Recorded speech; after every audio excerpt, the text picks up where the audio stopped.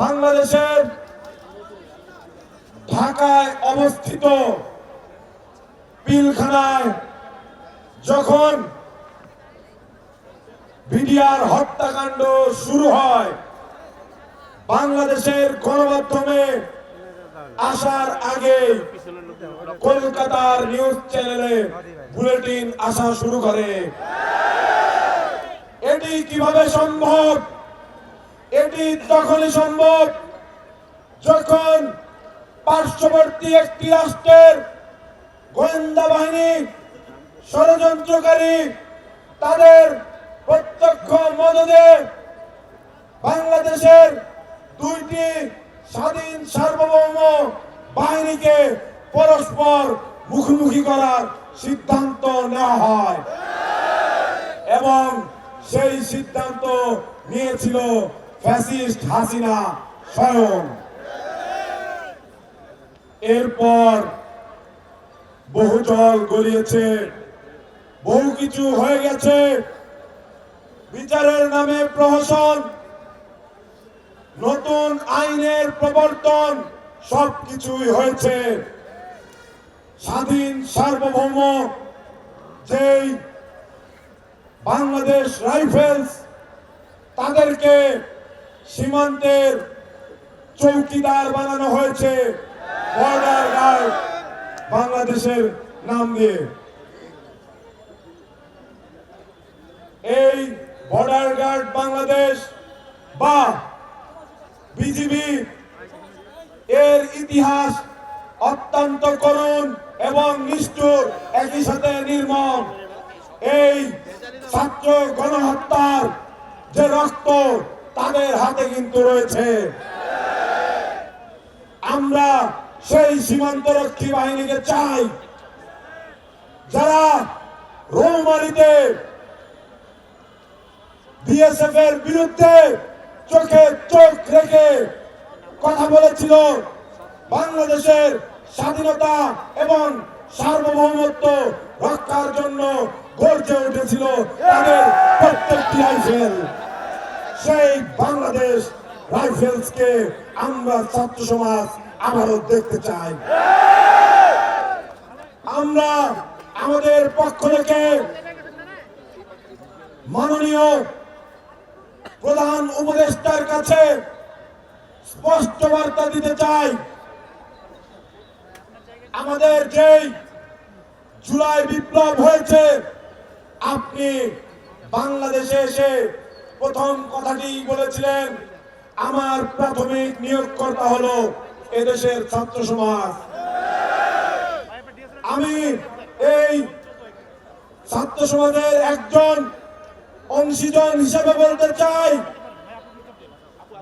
বাংলাদেশের 17 কোটি মানুষের যেই জন আকাঙ্ক্ষা, তার প্রতিফলন ঘটার কথা ছিল কমিশনের মাধ্যমে, কিন্তু সেই কমিশনে আমরা শুভঙ্করের ফাঁকি দেখতে পেয়েছি।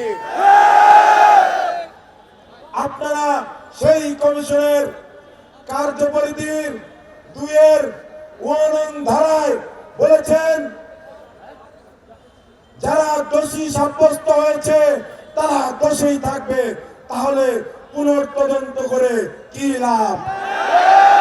আমরা বলতে চাই, একটি বিডিআরও, একজন বিডিআরও যদি রাষ্ট্রীয় জুলুমের শিকার হয়, এই নতুন বাংলাদেশে আমরা ছাত্র সমাজ তা মেনে নেব না। আমরা দেখতে পেয়েছি স্বরাষ্ট্র উপদেষ্টা এবং আইন উপদেষ্টার কথার মধ্যে বিস্তর ফারাক। যদি আপনারা কোনো টালবাহানা করেন, তাহলে এইখানে দাঁড়িয়ে ঘোষণা দিতে চাই, কেউ যদি নাও আসে, আমরা যাব, আপনার কার্যালয় ঘেরাও করা হবে, হতে পারবেন না। ছাত্র জনতার বুকের রক্ত, তার ম্যান্ডেটের উপরে আপনারা ক্ষমতায় এসেছেন, আপনারা কিন্তু ক্ষমতায় আসেননি। আমরা আপনাদেরকে রক্ত দিয়ে ম্যান্ডেট দিয়েছি, তাই সেই চেয়ারে আপনারা বসতে পেরেছেন। আমরা প্রধান উপদেষ্টা ডক্টর মোহাম্মদ ইউনূসের দৃষ্টি আকর্ষণ করছি। আমরা বলতে চাই, পিলখানা হত্যাকাণ্ডের সুষ্ঠু ও নিরপেক্ষ তদন্ত কমিশন গঠন করে 57 জন অফিসার, 10 জন বিডিআর সদস্য, 7 জন বেসামরিক ব্যক্তি সহ সর্বমোট 74 জনকে হত্যার বিচার ও পিলখানা হত্যাকাণ্ডের সঠিক কারণ অনুসন্ধান করে দোষীদের শাস্তি নিশ্চিত করতে হবে।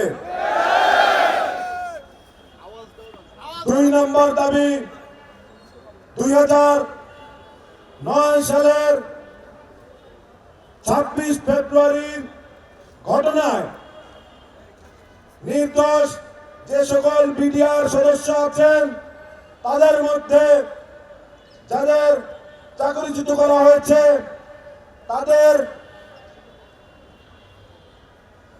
সবার এবং প্রশিক্ষণরত 76তম ব্যাচের সকল সদস্যদের যাবতীয় বেতন ভাতা ও অন্যান্য সকল সুযোগ সুবিধা সহ চাকরিতে পুনর্বহাল করতে হবে।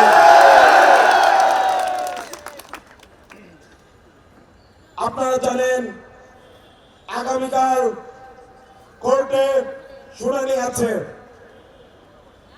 আমরা চাই সেখানে ন্যায় বিচারের প্রতিফলন দেখতে।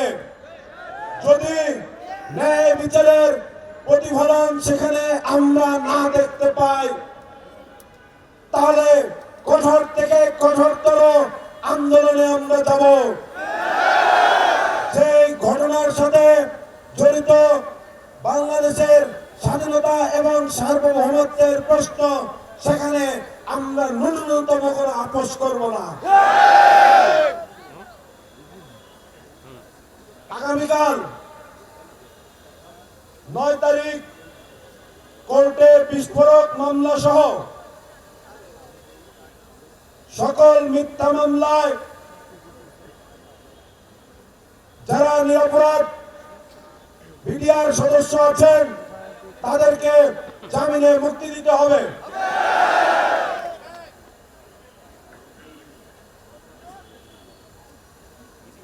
চার নম্বর, নিরীহ বিডিআর সদস্যদের রিমান্ডের নামে নির্যাতনের ফলে মৃত্যুর সঠিক কারণ উদ্ঘাটন করে বিচার করতে হবে এবং মৃত বিডিআর সদস্যদের পরিবারকে ক্ষতিপূরণ সহ পুনর্বাসন করতে হবে।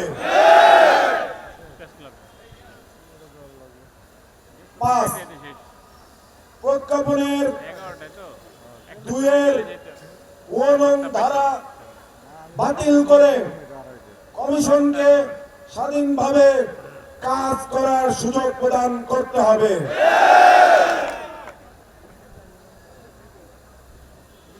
25 ফেব্রুয়ারিকে সেনা হত্যা দিবস হিসেবে ঘোষণা করতে হবে এবং সর্বশেষ জুলাই বিপ্লবের ঘোষণাপত্রে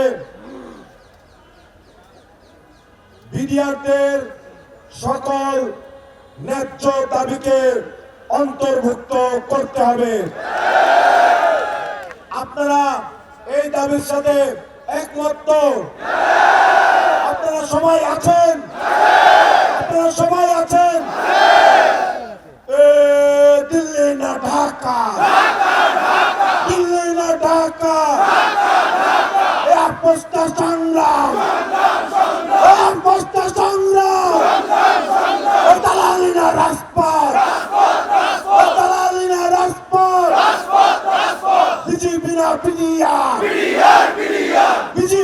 বিডিআর বিজেপি না বিডিআর বিজেপি না বিডিআর